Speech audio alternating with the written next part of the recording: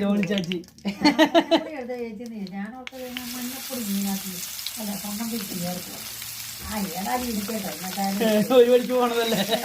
അങ്ങനെ പറഞ്ഞു സമ്മതി അരച്ചു കൊടുത്തത് ഇവരെല്ലാം ഇത് പറഞ്ഞു എനിക്കറിയാവും.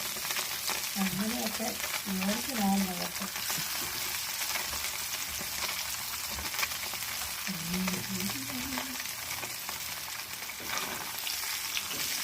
കൈ പൊള്ളും. ആരേലും ഒരാൾ കുടിക്കുന്ന മത്സരാക്കണ്ട. അല്ലേ ആ കഞ്ഞോളം ദൂരെ